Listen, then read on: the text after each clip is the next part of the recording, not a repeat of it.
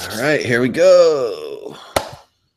All right, we are back. This is the Midpoint Marvelous Facts. And again, we are open to taking suggestions from you guys. If you want us to spotlight a character we haven't done yet, we're down to about the secondary guys. There's a few big boys left we haven't done, but we'll get to them when they start popping back alive, I guess, after this legacy stuff pops off.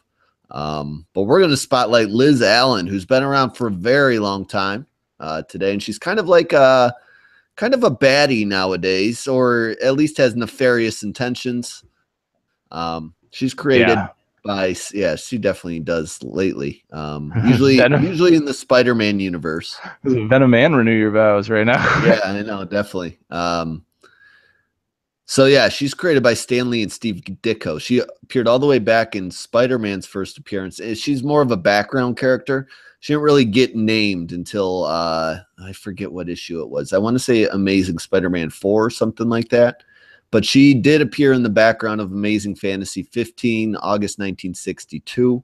So see if you can spot her in there, if you got like the reprints or anything. I got that one over she was in my box. So I might look through it and see if I can spot her. She's like an extra in a movie. She's in the background, but she doesn't have a name. Before she really got named. Like, hey, kid, you got talent. She was also, after she got her name the first time, then misnamed in a couple issues after that and referred to as Liz Hilton. But yeah, she's really grabbed onto the Liz Allen from there on out. And then we're going to run down kind of her timeline for you real quick before we get into some crazy facts about her. She's former high school classmate of Peter, used to date Flash in high school. Kind of thought Peter was a dork back then. She eventually married Harry Osborn, so Norman's son, and they have a son together, Normie. Even in current Spider-Man continuity, that's true. Yeah. Back when Brand New Day happened, so when Mephisto erased all knowledge of Peter's marriage to Mary Jane, there were multiple repercussions to the timeline, including knowledge of Spider-Man's secret identity, and Harry now being alive and divorced from Liz. So they're no longer married, although they still do, Normie's alive and exists in the both regular Spider-Man universe and Renew Your Vows Spider-Man universe. So he's in both. Over the next year or so after that, Liz Allen would become a huge success in the science and development industry, creating and becoming CEO of the company known as Allen Chemical with their son and several other people. Eventually, she merged the company with Horizon Labs, which Parker Industries later bought, and Oscorp, creating Alchemax. And Alchemax is the kind of the bad company in the Marvel universe in the New York City area. Like a Roxxon for that. Yeah. Yeah, they're definitely a Roxxon type place. And they really fuck with shit in the future timeline of 2099, where they're really the big bad. So during the war, during war in New York City between Spider-Man and the Goblin King, Liz was revealed to be allied with the latter. So the Goblin King himself, who was using the alias Mason Banks as one of the chief investors of Alchemax in order to produce an empire for his grandson to inherit. Upon the defeat of the Goblin Nation, she aided her ex-father-in-law in evading capture by Spider-Man once again. So she's always kind of in bed with the goblins, so to speak, but never really gets nailed for it. Was under that alias Mason Banks, so they didn't really connect too much to her, and she's still out and about and around. Some crazy facts about Liz Allen: she's really a Chicago Cubs fan, and her stepbrother Mark Raxton is the Molten Man. So that's Molten Man. Yeah, that's a couple of random facts about Liz Allen there. It's weird the Chicago Cubs are a in continuity team in the Marvel universe. I guess they have all major sports leagues in Marvel. It's not like the Gotham Knights or whatever the hell they're always called. Yeah, it's not like DC. DC has all fake things that are not real, and Marvel's like the real world kind of. Yeah. So I was also going to spotlight the character Small Hands, who is in the Miles Morales Spider-Man Spider-Man 2 #3 book with Peter, but he has no wiki page. I don't know his real name. They didn't mention it. So he must be a new character that was just created for that book. The only thing we know about him is he works for random New York crime families that rival kingpins, I guess. I would have liked to know more about him, but he doesn't seem to exist until this week. So he's a newbie. Yeah.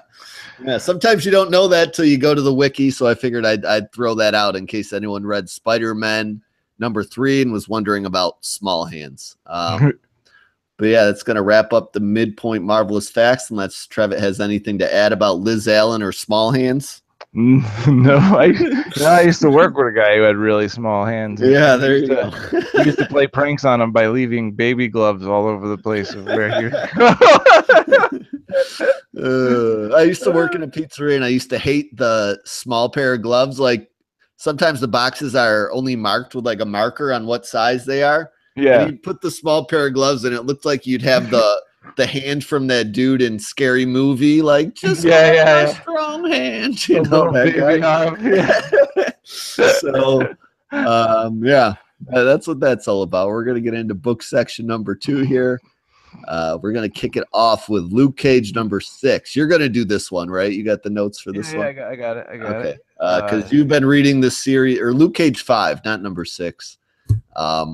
You've been reading this series through. I've read issue 1, 3, and 5. I never read any of the even issues.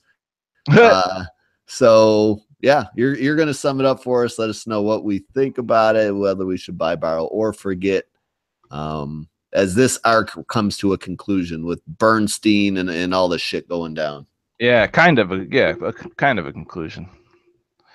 So Luke Cage #5, written by David F. Walker, drawn by Nelson Blake II. Color, well, I guess he did the pencils and inks. I think. Hold on. Yeah, he did the pencil and inks. Yeah, so artist and then color artist. There's no ink. No. So color by Marcio Menez. Yeah, that looks right. VC's Joe Sabino on letters, and cover by Raza, who does like some really awesome covers. Yeah, I actually like the title page more than the cover. The Diodato white on the inside. Yeah, that's Diodato. Yeah, that's sweet. That looks beautiful. Mike Diodato. That when I first saw this, I was like, man, I kind of like to see what Mike Diodato would do with this book, but you know, he's doing Logan. But this guy, the guy who does the covers, he's doing like a Weapon X cover that looks pretty insane for December. I saw in the December solicits. He's doing a bunch of covers that look friggin' real almost. I was like, I can't imagine what his interiors would look like. Yeah. But I got the solicit here. The Battle of New Orleans. Luke Cage is under attack from all sides. His adversaries are rich, powerful, and unbreakable. Bring them on. That sounds about right. Yep. Sounds about right. Covers the whole story. We can go home now. Now, anyway. So we start off this issue with a flashback at the Morgan residence from a few weeks back. Noah Bernstein's wife is arguing with Cyril Morgan. Cyril Morgan is like one of the big bad guys. He comes off like a good guy in this story. About threats Cyril is making about exposing Dr. Bernstein. That's what they're fighting about. While they're shouting back and forth, Caleb, Cyril's son, is, he's getting excited, which is not something you want to happen. Yeah, he has rage problems. Yeah, he has rage problems like Mitchell and, a bunch of other people who were experimented on by Noah Bernstein, which we find out there are a lot of people who have had that serum and had adverse reactions, but we find that out later in the story. So then we turn the page and we're back where we left off in the last issue with Luke Cage and Kevlar surrounded by dead bodies. Some are part of Kevlar's gang, the Ninth Ward Mafia, and some are working for Cyril Morgan's mysterious business partner that we don't get to fully meet, and I'm assuming we're going to get to meet down the road. There's a lot going on here. Yeah, I had like this whole piece of background of what happened to explain where they are, but yeah, they do a good job in the first, the title page of the issue of really summing you up if you haven't read this. Kevlar went in. He, in the last issue, he was destroying one of the Cyril Morgan's business partners' home, and then he was sent to kill Luke Cage. but he didn't want to kill Luke Cage. But the mysterious business partner ended up sending in a team of assassins, and they just wiped out. Everybody got wiped out. Like, you know, fucking Kevlar freaked out and just killed everyone. And that's when we figured out that Kevlar can't be cut by those special swords that can cut Mitchell Tanner and Luke Cage. Because I don't know, I guess he's the new and improved version. He's like Luke Cage. It's like everybody that goes through these Bernstein experiments has slightly different weaknesses and slightly different strengths. And he's, you know, he seems to be the best so far. He's stronger than Luke Cage. He can't be cut by those swords, which I don't know is a good or a bad thing, because if he has a heart problem, he's really fucked. At least they could get into Luke Cage. Right. You know what I mean? So that's not necessarily a good thing. Yeah. So those fucking special blades, or as I'm just like trying to find my place after all the recap stuff that I. Yeah, Luke's just trying to basically calm him down. Like Kevlar's freaking out, and Luke tries to talk. Yeah. So Luke's, you know, Kevlar is the new. Luke realizes that he's the new and improved version, and his skin's even tougher and all that, and the special blades can't cut him, and you know, where the fuck am I? They're sitting over the body, and he's freaking out, and Luke tells him to take a breath and calm down, and he does, and he looks around at all the dead bodies, and he's in shock. He's never killed anyone before, and you know, that's not what he came here to do. I mean, he was sent to kill Luke, but in the last issue, you know, his boys asked him, he's like, "We gonna really kill Luke Cage?" And he's like, "No, we're not gonna kill Luke Cage." But you know, Luke asks him who sent there to kill him, and he tells him Mr. Filthy Rich Moneybags, which is what he calls that guy Cyril Morgan. Yeah. You know, the last issue, there was a conversation between Kevlar and one of his boys, and he was like, "Mr. Filthy Rich Moneybags wants you to kill him." He's like, "Well, I'm not going to do what Mr. Filthy Rich Money." They kept saying it back and forth, like it's just fucking hilarious. But so you know, Kevlar tells Luke, you know, he wasn't going to kill anyone. He just wanted to get the neuro stabilizer for his crew so they could be normal. Because, you know, unlike Kevlar doesn't have the effects like Luke, but his crew, you know, they're all dead now, so it doesn't matter. But they all had the things that they needed those inhalers for that Mitchell had in the first issue. So when all this craziness was going on, and the assassins came in, Lenore, Dr. Bernstein's assistant, her and Dr. Bernstein and Mitchell Tanner escaped so they could save Mitchell, who was injured again in the fight. Because, you know, he got injured the issue before, he got fucked up, and then he just got fucked up again. So Lenore is driving, and Bernstein tries to keep Mitchell together, and you know, he's not really paying attention to what's going on aside from helping Mitchell. And then they're at their destination, and that's when Bernstein figures out that, you know, he's being betrayed because Lenore brings him back to the one place he doesn't want to be, which is Cyril Morgan's house. And she tells Bernstein that, you know, it's all gone too far, and too many good people have died because of him, and it has to stop now. Cyril comes out with the guards, armed with the special blades that can cut Luke and Mitchell and shit. And Lenore and Bernstein are arguing. Mitchell steps up to defend Bernstein. Bernstein tells him to stand down, but he doesn't. And while the fight is going on, there's a 15-panel splash page, and every other panel is a continuing flashback from the first page where Caleb, Cyril's son, gets out of control from all the yelling, and he ends up strangling Dr. Bernstein's wife. Yeah. So he's remembering all this big, you know, I don't even want to say a big fight. Like, Mitchell Tanner gets up and he tries to defend Noah, and he ends up getting all sliced up again, and he's all just fucked up. And, you know, he wants to help him. They want to bring him in the lab because Cyril wants him to make that neural stabilizer for his son, which Bernstein did experiments on because he was like kind of had like Lou Gehrig's disease, and you know, Noah Bernstein did the experiment on him, but he ended up with the madness. So he wants him to come and work on that chemical, but he's like, you know, I want to save Mitchell, and he's like, bring him in. You know, if he doesn't live, we could sell his organs.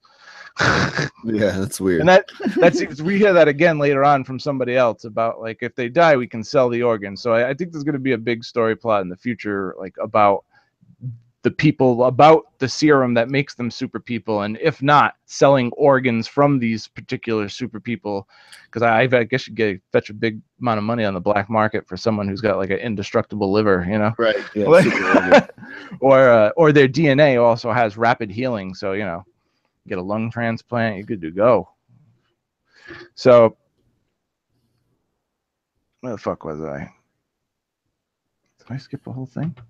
No. Oh, yeah. We catch up back with Kevlar and Luke on their way to Cyril Morgan's house. Kevlar is still in shock, and he tells Luke they should get out of town. Luke says, no, they got to take care of business.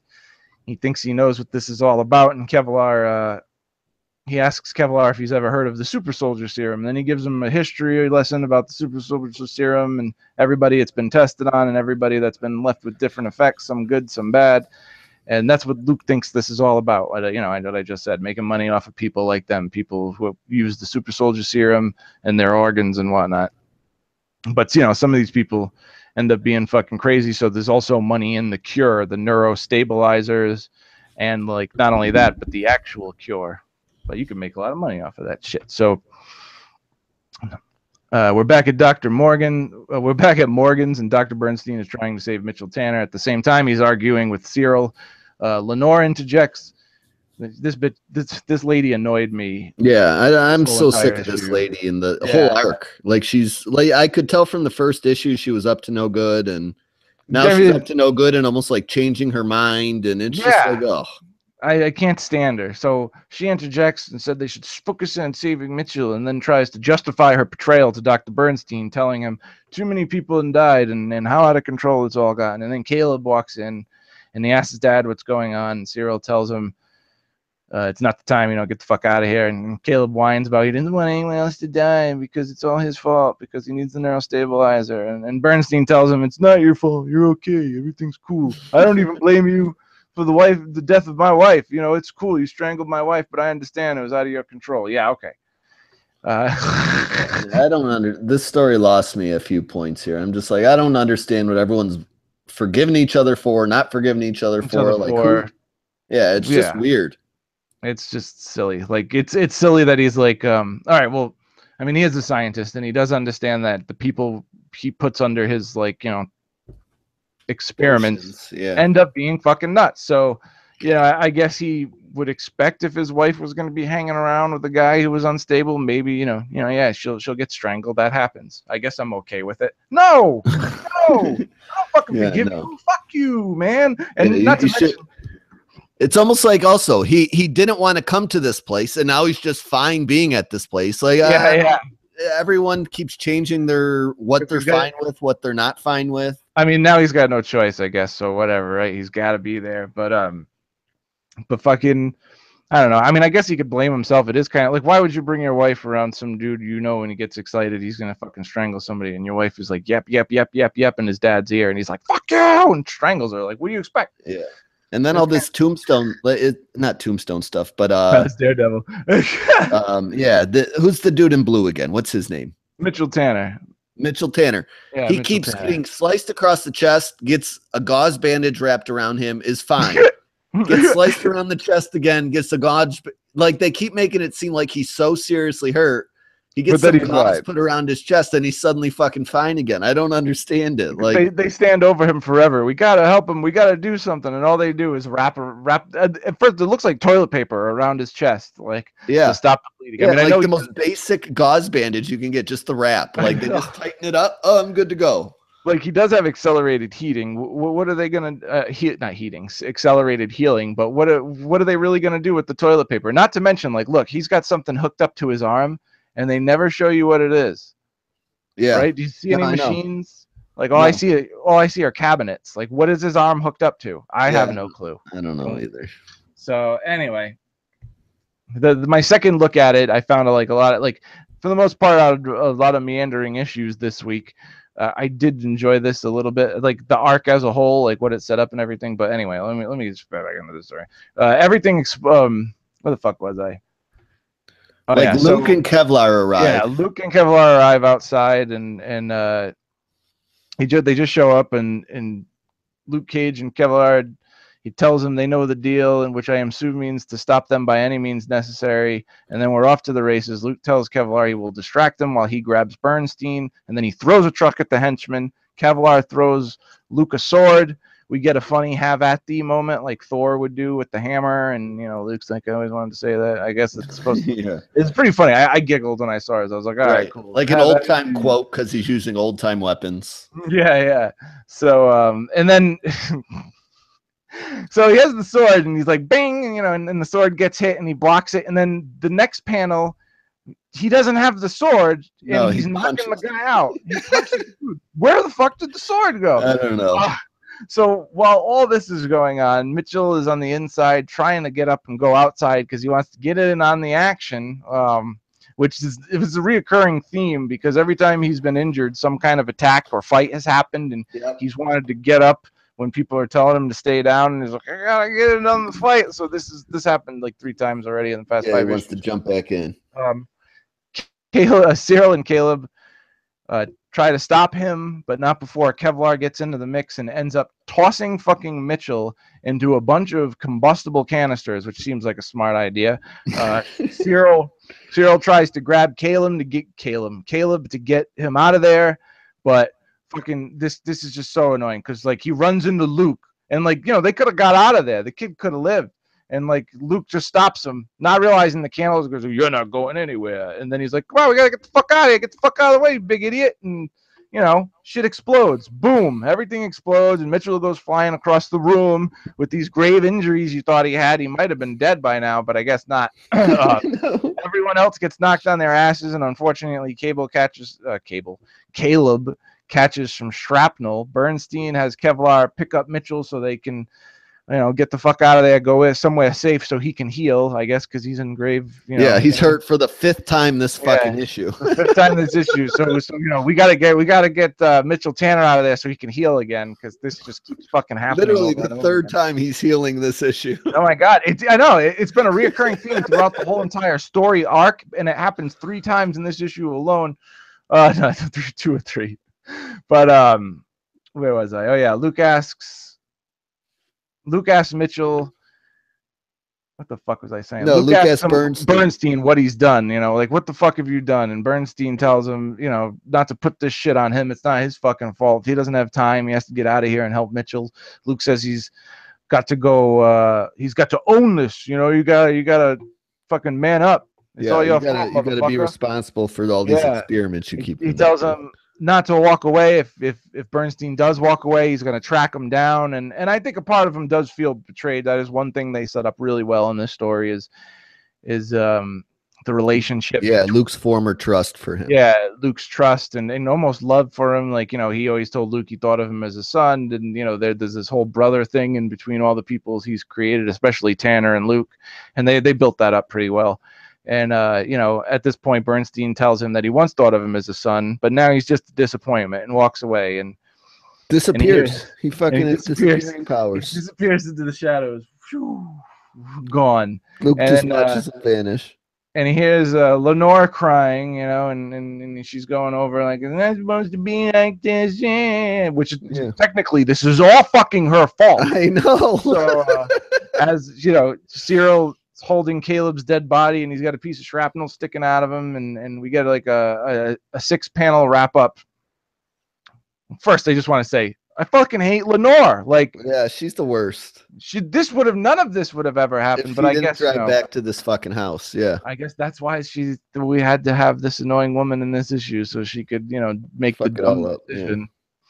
A lot of dumb decisions going on this week from everybody in comics. So we got a 6-panel wrap-up page with the mysterious man collecting evidence from the crime scene, talking about the loose ends he has to tie up, and these swords and the sword. Yeah, and he gets like the swords that can cut through them. And there's another one of Bernstein and Mitchell healing. Like he's wrapping up Mitchell with gauze again in the same spot, his chest, his arm.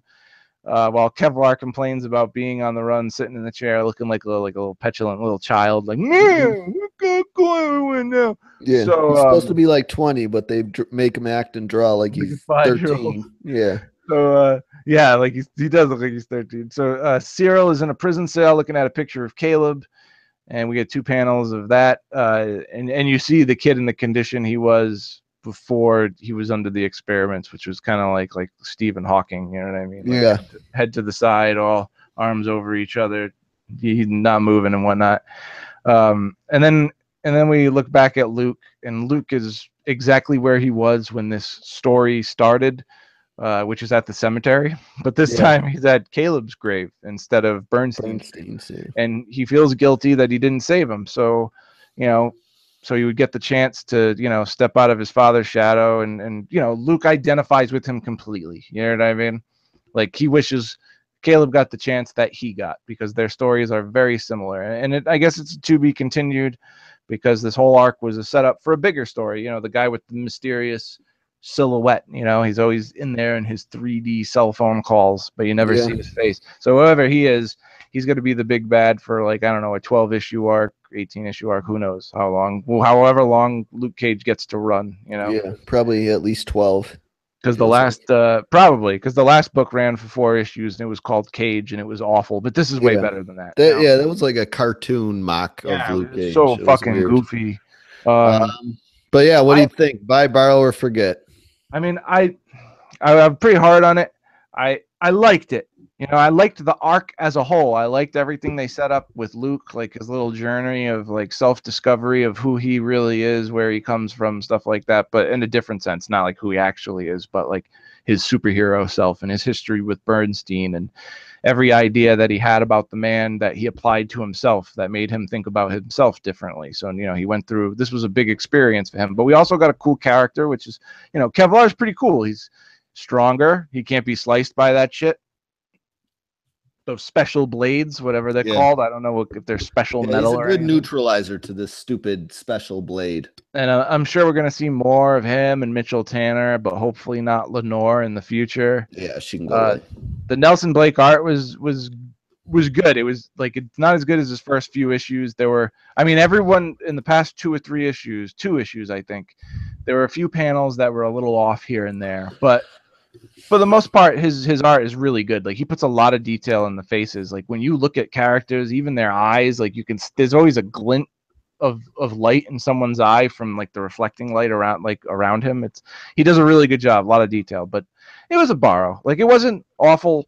It was a cool story all in all, but I mean, I would recommend a borrow. Maybe if you can check it out. If not, it's nothing to rush over to. Yeah, that's where I'm at with it too. I don't feel like it's, especially this issue, which kind of made like character motivation start in one direction before they went completely the opposite direction. Like, I don't want to be here. This ain't my fault. All of a sudden it's somebody else's fault. It's Luke's fault. Everything went wrong instead of the girl. And I don't know what Bernstein was getting at there and why he was all mad, because he's the one that started all this shit. So yeah, I know. I didn't understand that. I didn't understand the girl's point in the story really at all, other than to just honestly betray everybody and then be sad about it. Whole motivation, the whole story was to save Bernstein and help Bernstein and help this kid, the kid Caleb. Like, she just goes against, I mean, she goes against, but at the same time, like, you know what I mean? She thinks that dude Cyril is a good guy. Like, oh, we're supposed to be helping his son, not getting people murdered, but like, fucking idiot. Like, yeah, she really ruined, I felt like, the arc. Yeah. I don't know. I like what's coming out of it, but I didn't like this story in particular. Like, I like how it ended with a seed into the next one, and really the dude involved in all this is interesting, who that's going to be. But up until that, like, this story, without that coming out of it, was kind of forgetful. The overall issue is a borrow for me as well. I agree with what you said, but it wasn't as bad and meandering as Jean Grey, but it felt like any development it made, it went back on, all to just seed this next guy and what he's up to. Except for Luke. Like, everything with Luke was on point and fresh, but all the secondary characters were retarded. Yeah, I agree with that statement there. Like, I feel like Luke's personal arc in the story was great, but everybody else just went sideways and retarded towards the end. Yeah, so, like the whole thing of him really admiring Bernstein and trusting him to not trusting him in the end of it all is a cool and interesting development. But all the side characters and nonsense going on around all that was stupid. I guess is what you could say, but it is a borrow overall, not atrocious, readable and entertaining enough. Some of the secondary, like we said, character motivations will drive you nuts.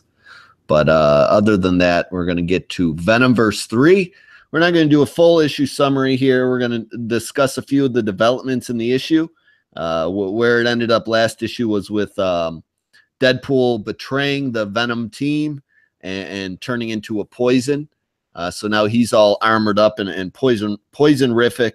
He gives the Dr. Doom-led poison bad guys the location of our Venom heroes, who get attacked, but not before they've called in Carnage. I want to say this is the Carnage from just regular 616. I don't know. Like I thought so too. That's what I thought. But wasn't he a good guy in his solo series, or like kind of? No, he was kind of. I didn't read. I honestly didn't read it. I want to. Jerry But Conway from yeah, Renewed I know. That's why I'm intrigued about it. I want to get it, and maybe I'll dollar bin issue dive for it because I think that's I'll be able to find them all in there. But it's 16 issues, which is pretty yeah, sizable. I don't know really the developments coming out of this, but this is just a classic Carnage appearing, hates Venom, wants to kill all the Venoms when he first sees them, until he sees these other new Venoms that are white, and he wants to go after them. You know, kind of has a funny line after it's like, oh, why didn't you tell me there were other guys to go after? You know, he's really over the top and makes the issue for me, like gives this even new fresh life in issue 3. And I was already enjoying it. I didn't expect this twist to come, and I really dug it.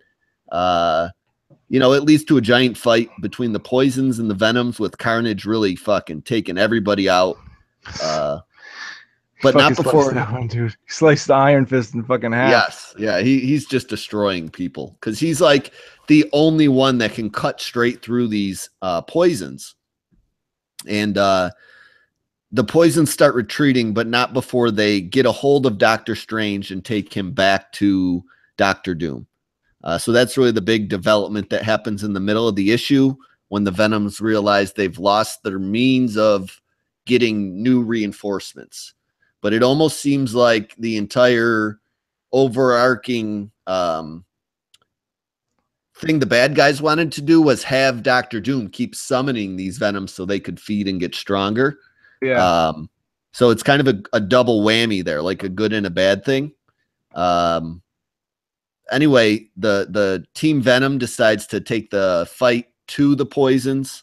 Doctor Strange is trying to fight off with every last defense he has, giving in to these poisons. But it looks like from his eye at the end of the issue, that's not going to work. Because that's kind of how Captain America looked at the end of the first issue before he got turned. Yeah. So that's where we're led to. The Venom team bringing the fight to the Poison team, looking like Doctor Strange is getting turned along with anybody else that's you know, been here as a Venom. They lost Ghost Rider too. Yeah, that's right. He got killed though pretty quick by Carnage. He go right through the chest. I liked when he got stabbed through the back too. He turned around or turned his head around and barfed at Carnage's face like fire barf. And Carnage was like, "Oh, why'd you do that? That's not fair, like, you motherfucker." Yeah. Carnage was. Great. I haven't read a Carnage story in a while. I know he's a little. Some people hate him, and he's completely over the top. He's like a redneck, right? Isn't he like a redneck? Just a redneck serial killer piece of shit. But I got that from the dialogue in this issue. Like you could redneck all day. Yeah. He got some due coming back his way. You know, so you weren't totally all on board with Venom. He took some hits, or Carnage. He took some hits, but I think the Poisons are gonna end up turning him, and they're gonna have to beat a Venom poisoned Carnage by the end of this. So yeah, I'm still all aboard this series. I loved it so far. It's a buy for me all the way. If you're still not convinced, buy the first issue of Venomverse. If it doesn't hook you, you won't like it. But if you enjoyed that, it's only gotten better along the way with twists and turns, and this has been a good Marvel event for my money. How about you? Yeah, I really enjoy this book. It always feels like it moves fast, but it's just because you really enjoy what you're reading, so you can't wait to get to the next page. So yeah, all the characterizations are on. Carnage, like you said, it was everything you said is exactly how I feel about the book. I mean, when he came in, it was an awesome surprise. His characterization was awesome. His dialogue was awesome. He just made the story even better, and I was already enjoying it anyway, Yeah. I love it. The pacing is perfect. Everything about this is good. You could tell this was it's a buy for me, and you could tell it was a really well planned Marvel event because they have the whole thing in the can. So they must have Right. really took their time with this, and they did a really good job. I mean, this is how every event should have been done. One artist, good story, moves forward. You have a fun reading it. Like, this is it. This is the formula. Yeah. If they told Secret Empire at this pace, with like this quality and care put into it, like it couldn't have been bad. You know what I'm saying? No, I agree. I agree. This is how it should have This, been. if you're event worn out, and I know there's so many people out there just totally worn out on events. I don't know. DC seems to be hitting the mark with metal for the most part. Everything's selling out, but like Marvel wise, I think everyone's a little event fatigued. Yeah. But if that's why you're avoiding this, like, I'd say give it a try, because I think you'd fall in love with it. Like, it's just crazy enough to be just bonkers fun, and a lot of fighting, but not pointless fighting. Like, the story moves forward the entire time. It's art is fantastic. Like, I can't stop singing the praises of it. If I want to say there's one Marvel book you got to read right now, it's surprisingly be Venomverse. You might call me crazy, but I kind of feel that way. Yeah, it would be Venomverse. I recommend that. There's a few others, like, but I'd because all the recommend other that one ones kind of definitely. feel like they're just hanging out until Legacy happens, with these random one shots being squeezed in, even if they're good. Aside from a few, but yeah, the majority of every book. But like stuff like Thanos and Old Man Logan, those are the only books that like keep chugging along in their actual story. And yeah, this, there, yeah. So we're gonna get to our sign out segment. This is gonna be spoilerific. For sure, kind of like the news we didn't bring up earlier that we wanted to discuss, and it's going to discuss Legacy spoilers, which doesn't actually come out until this coming Wednesday at the time of recording.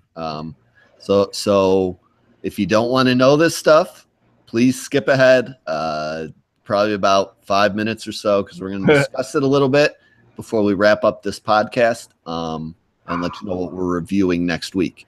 So skip now, or forever hold your peace. Don't bitch at us on Twitter.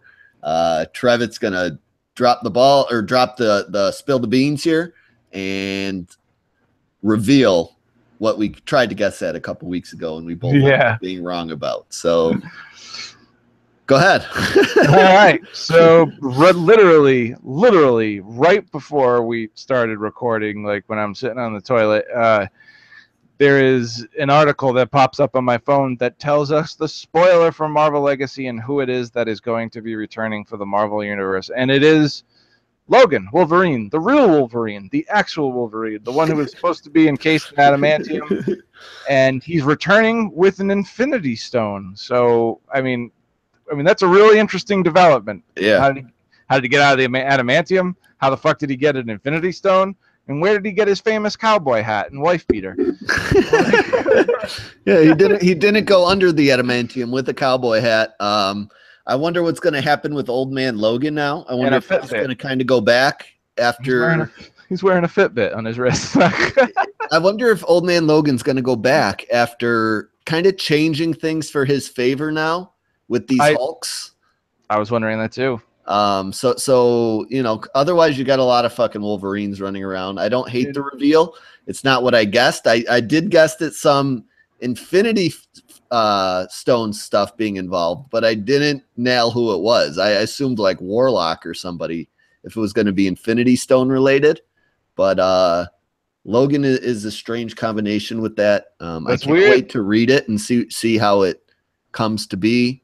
And I have faith with the team on it. It's going to be pretty sweet. So because Jason Aaron has he did like, oh God, I don't know, like 70 issues, 75 issues of Wolverine. So he has a big history with Logan. So, and Thor, and those are the two main like worlds of of this book, because we're dealing with Odin as a main character. I'm really interested. Yeah, me too. If I had to pick one Marvel writer that I would wanted to have done this book, it probably would have been. He's the most consistent one that puts out stuff I enjoy. I like other guys, but just not as much. Like you can't. He's kind of like the Jeff Johns, I would say, at Marvel a little bit. Like you know what he's gonna do. It's gonna be good and put care into it and make sense and take things in a new and interesting direction. So that's what we hope happens here. I love Jason Aaron. I totally agree with that. He is like the Jeff Johns over there. Yeah. So A few more days. That's all we got to wait, and we can read it for ourselves, find out what's going on. But we're going to wrap this up. If you guys are, again, looking to reach us, Twitter at MadnessMarvel1, Gmail at MarvelMadness0. Nope, it's MarvelMadness0 at gmail.com. But yeah, next week we're gonna have kind of a little different of a week. We're gonna do Legacy for sure and cover that in glorious detail. We're gonna do Venomverse 4 for sure and cover that in full detail. So I don't know, because of the length of Legacy, if we're gonna have a IVX or a specific Spider title. But that's not determined yet. So look for the preview tweet on Twitter where we tell you what we're gonna cover. Those two will be the for sure books, and we'll see if, I don't know, maybe if something important happens in one of the Spider titles or IVX titles. And there are a couple of big things ending, so yeah, we might do a few spotlights on at least one more issue, maybe 3 books instead of 2, but we haven't figured out which one that'll be yet. Until that time, though, you guys know where to find us. We just went over all that. Thanks for listening. We'll be back next Monday talking about Legacy and Venomverse and maybe something else. Until that time, adios, peace out, all that good stuff. Party's over. Later, guys.